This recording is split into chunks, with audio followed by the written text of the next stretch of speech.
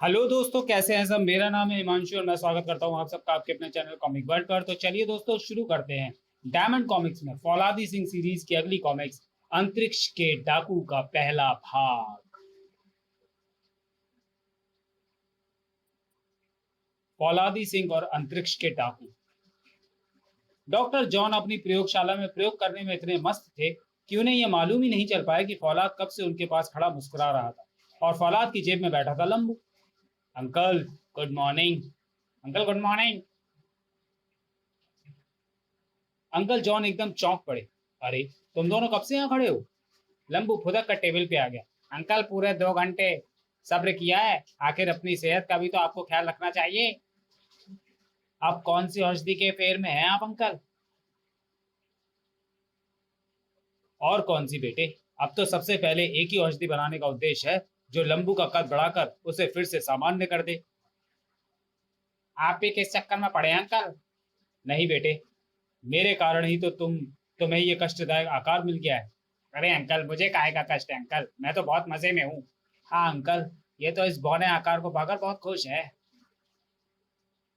अब आप ही देखिए, मजे में फौलाद की जेब में बैठा घूमता हूँ, ना ज्यादा खाने का झंझट ना पहनने का।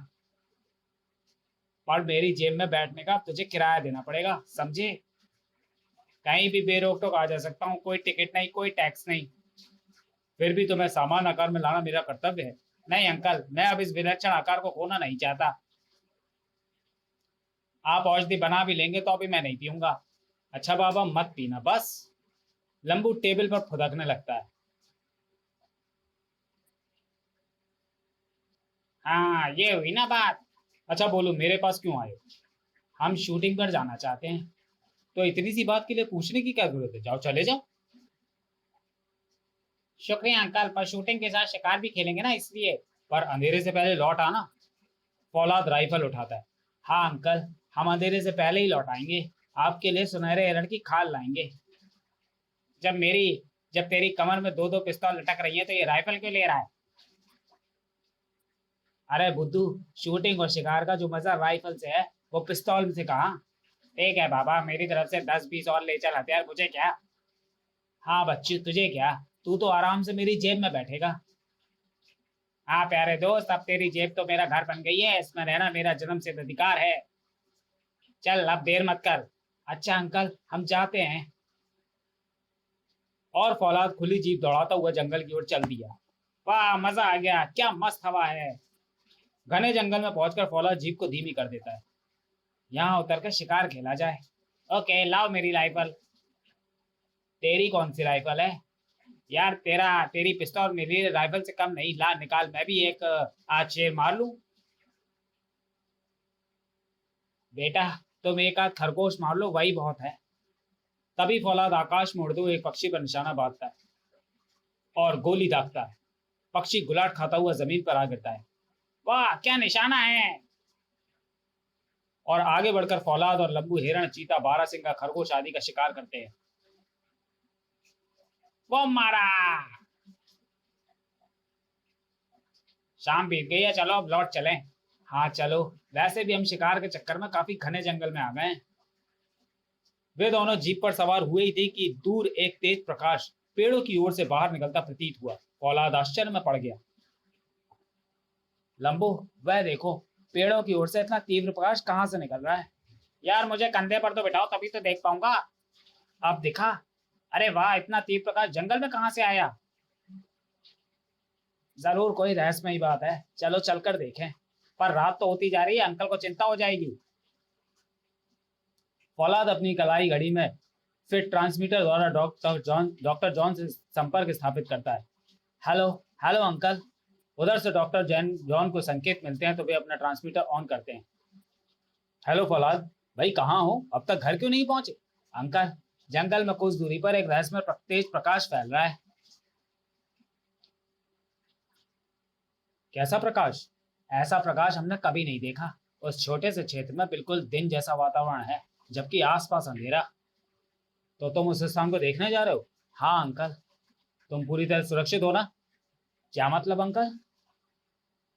मतलब ये कि तुम्हारे पास सुरक्षा के हथियार तो है ना। हाँ अंकल, इसकी आप चिंता मत कीजिए। ट्रांसमीटर ऑफ कर देता है। और जीप को उस ओर मोड़ देता है जिस ओर वह विलक्षण प्रकाश दिखाई दे रहा है। अब वह अब हम आराम से उस अनोखी रोशनी का निरीक्षण करेंगे। आश्चर्य है, जंगल में इतनी धूमधाम से मंगल मनाने कौन आएगा। वे जैसे जैसे उस ओर बढ़ रहे थे, रोशनी की चकाचौंध बढ़ती जा रही थी। कमाल है, रात में दिन हो गया लगता है इस जगह। जीप कुछ दूरी पर झाड़ियों में छिपाकर पैदल आगे बढ़ेंगे। फौलाद जीप को घनी झाड़ियों में घुसाकर रख देता है। चलो अब बढ़ें, सावधानी से आगे बढ़ना फौलाद। फौलाद ने देखा एक मैदान में एक चक्राकार वस्तु रखी थी और कुछ ऊंचाई पर एक गोलाकार वस्तु ऊपर से लटक रही थी जिसमें से वह तीव्र प्रकाश निकल रहा था।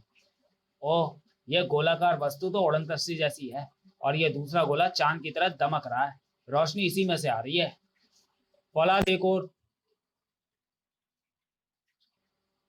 फौलाद और लंबू एक पेड़ की आड़ में खड़े होकर काफी दूर से यह आश्चर्यजनक दृश्य देखते हैं। जरूर किसी दूसरे ग्रह से वहां के लोग यहाँ आए हुए हैं। हमें फौरन अंकल को खबर करना चाहिए ताकि वे प्रशासन को तथा सतर्कता विभाग को सूचित कर दें। तुम ठीक कह रहे हो, जाने किस उद्देश्य से ये लोग आए होंगे, पर अभी तक कोई प्राणी तो दिखलाई दिया नहीं। लगता है वे लोग इस विशाल उड़न तश्तरी में ही अपनी सब तरह की व्यवस्था किए होंगे, तभी बाहर आने की जरूरत नहीं समझी। लेकिन क्यों? ताकि यदि कुछ गड़बड़ हो जाए तो ये फौरन यहाँ से भाग सके और बाहर कोई इनकी वस्तु पृथ्वी पर छूट ना जाए। हाँ, ये बात हो सकती है। चलो फिर आगे बढ़कर देखते हैं। चलो प्यारे, जान हथेली पर लेकर। फौलाद पेड़ों की आड़ लेता हुआ उस ओर फिर बढ़ता। जाने कैसे होंगे ये लोग। अब वे दोनों काफी पास पहुंच जाते हैं और मैदान साफ दिखाई देने लगता है। पेड़ों का सिलसिला खत्म हो जाता है। इस उड़न तश्तरी ने सारा मैदान घेर रखा है। अब तो खुले में ही आगे बढ़ना होगा। सब तरह से होशियार रहना। मैं तो रहूंगा ही, तू अपना ध्यान रखना। फौलाद अब खुले मैदान की ओर बढ़ता है। हो सकता है उड़न तश्तरी की खिड़कियों से हमें कोई देख रहा हो। चाहे कोई देखे या न देखे, इस रहस्य से पर्दा तो उठाना ही पड़ेगा। फौलाद तेजी से आगे बढ़ता है, पर तभी किसी अदृश्य वस्तु से टकराकर गिर पड़ता है। अरे बाप रे, क्या हुआ? फौलाद तेजी से उठता है और हवा में दोनों हाथ उठाकर कुछ टटोलता है।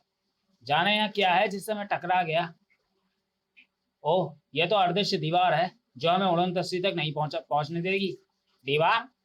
फौलाद उस अदृश्य दीवार को टटोलते हुए मैदान के किनारे किनारे बढ़ता है। लगता है उड़न तश्तरी के चारों ओर यह अदृश्य दीवार खींची गई है, पर इतनी विशाल और पारदर्शी दीवार कैसे बनाई होगी इन लोगों ने। कमाल है, तभी इन लोगों को कोई डर या चिंता नहीं है पृथ्वी के लोगों से।